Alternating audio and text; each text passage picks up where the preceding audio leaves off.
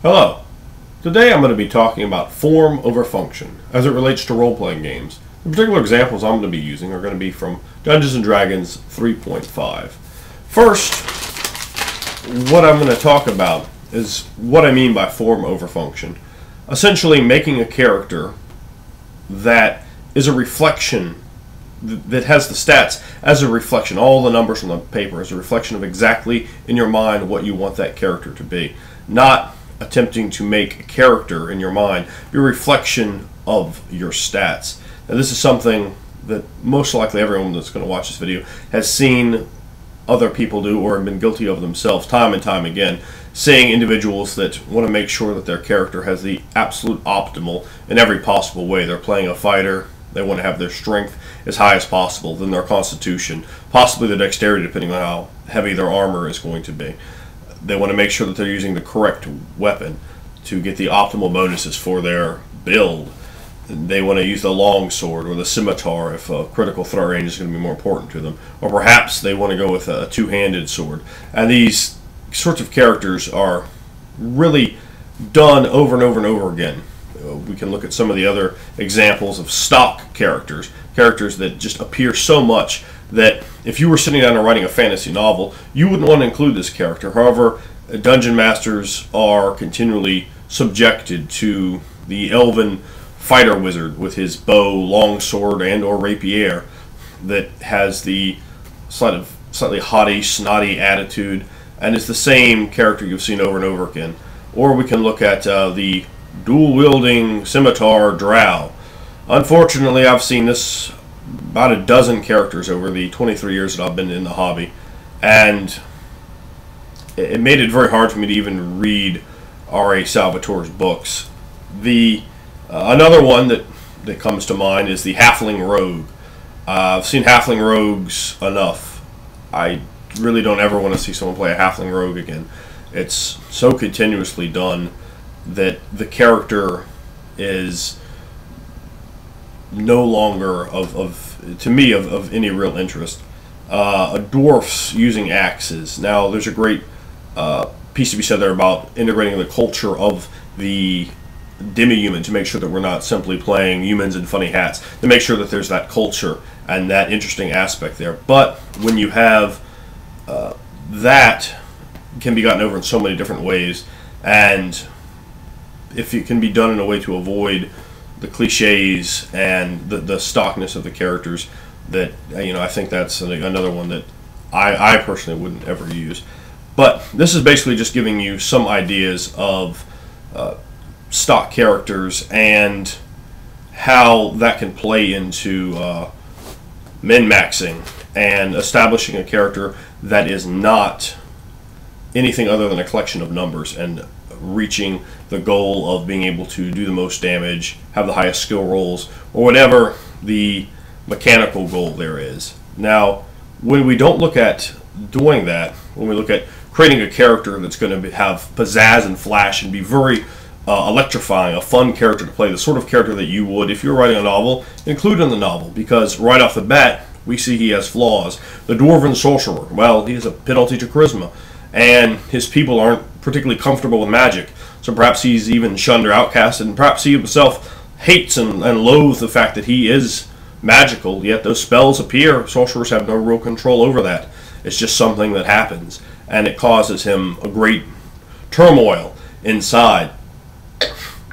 Now, don't get me wrong, I'm not suggesting that you make characters that are not of any level of power or not of any ability to be useful to a group.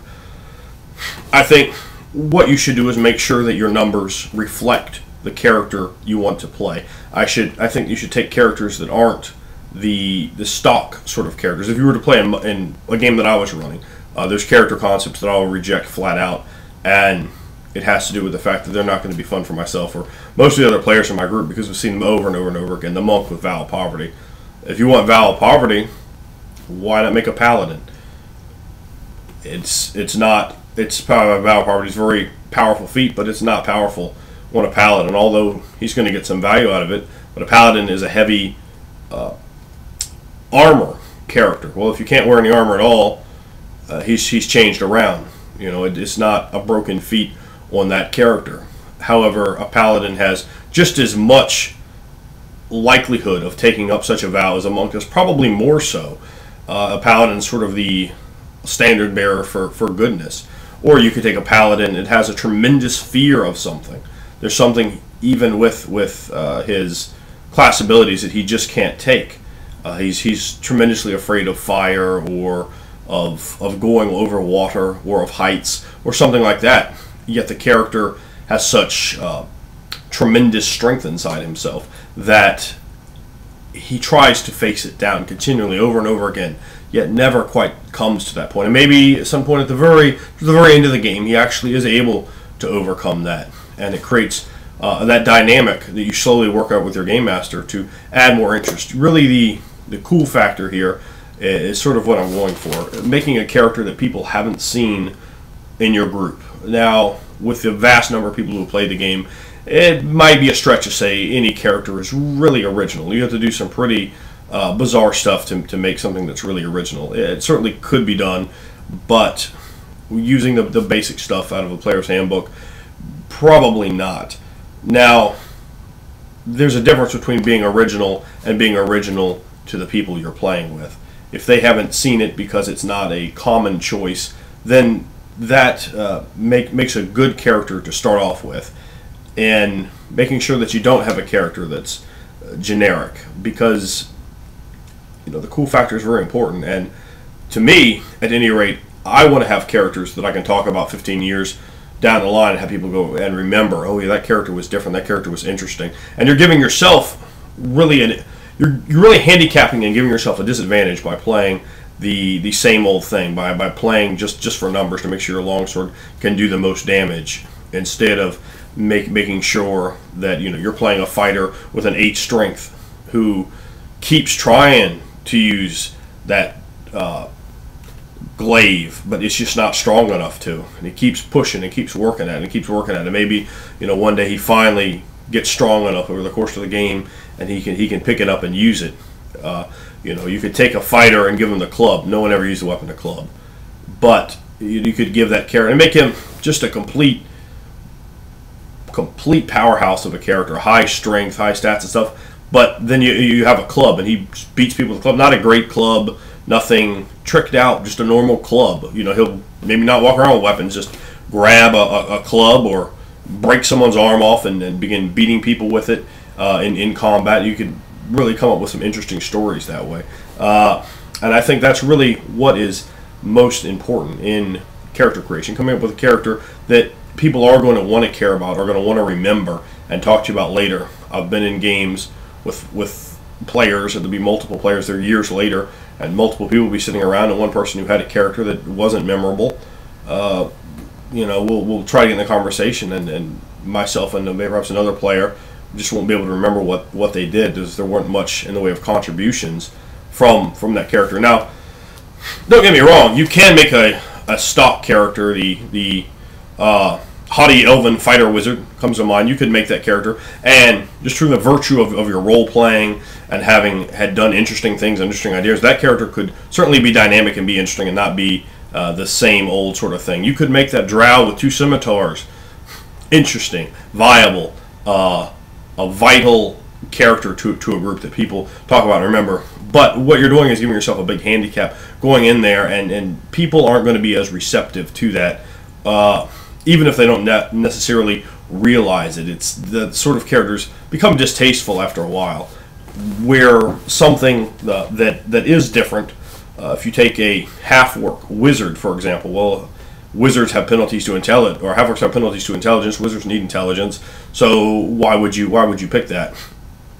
But it might make sense. You're playing maybe a necromancer, you're a half-orc necromancer. Well, you know the penalty to intelligence, but the character has that just additional factor of, well, that really doesn't make sense that a half-orc would be digging around in graves, and the fact that he's a big, broad-shouldered wizard, really helps out there. Also, you can go into some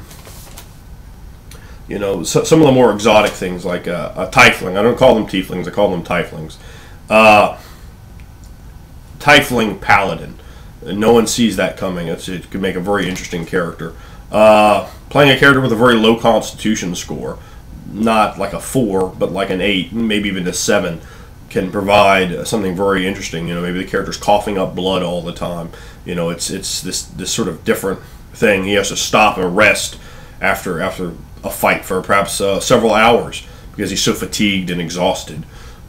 He can't travel a great deal, but he has other strengths that come into bear, and that is something, of course, that you have to make sure that your characters do have strengths. If you're going to play a fighter, for example, that uses a club, you want to make sure you have a good feat build in areas where you can. Don't sacrifice feats. If this same fighter with a club is an excellent cook, give him, you know, skill-focused cooking, but make sure he has enough power that he doesn't come off as silly, you know, or it's just, unfortunately, sometimes when people make characters like outside of the box, they'll say, okay, well, I made a character outside of the box just to be outside of the box, and they won't have really put more than just a basic attempt there, just to say, well, I did that. I played a gnome, so now no one can say I didn't play a gnome. But they didn't really jump in there and play that gnome. You know, other characters. How about an Aasimar rogue? He's cowardly and sneaky and just not necessarily evil, but just a nasty, trash, scum sort of person. But he has that celestial blood in him. Then that could come up to a much more interesting story than, you know, the Aasimar Paladin, you know, that everyone has seen done to death, or the Tiefling Rogue, which has again become a great cliche. A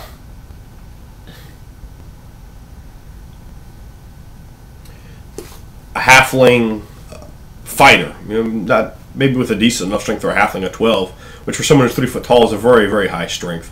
I think a 16 strength on a halfling, a 14 strength on a halfling, it begins to get a little unrealistic. You know, my son is the size of a halfling. He's 3, and that's the size of a halfling. Someone that weighs 30, 35 pounds just isn't that strong. It's just not possible. You know, the upward strength cap really ought to be lower on the small size races. Now, but if you play a character like that, it could really provide an interesting character that you know, maybe he's just tough as nails, and he may not necessarily be able to do a lot of damage with his small sword or spear or whatever sort of weapon he's using, but he could just take a horrendous beating, and he's always getting beat up in the combats and just bleeding, and not being beat up in a bad way, but being beat up in a way where this guy is just so tough, he can take so much, and you know, even to the point of perhaps breaking the enemy's morale at points, that this guy is so ferocious and tenacious on the battlefield. But that's basically my video, and it's response to several other videos that I've seen in many players over my 23 years of gaming, where the character needs to be more than a set of numbers. The character needs to be alive and energetic, and not just a cheap facsimile of another character. And one of the best ways that you can do that is playing against types, finding those holes that no one else is bothering to look in, and pulling something out from it. A small penalty may be injurious to certain effects your character is trying to do, but overall it can lead to a character that stands out in others' minds. Now, your role playing, of course, is going to have to be there, but it's another step towards getting that character to have that status with the other people you play with, to making it stand out and be important. And that's really what the game is all about, your cool factor, your status. And if it was a book, if it was a television show, would that character be there? Would anyone care about that character, or would you just skip the chapters he was in and go off to the interesting characters? And it's not your damage potential, your spell capacity, or any of these things that determine cool factor. It is what your character is capable of in terms of role-playing, in terms of interest, and that's a great way to help distinguish yourself from all the other characters that are out there and get people talking about that character.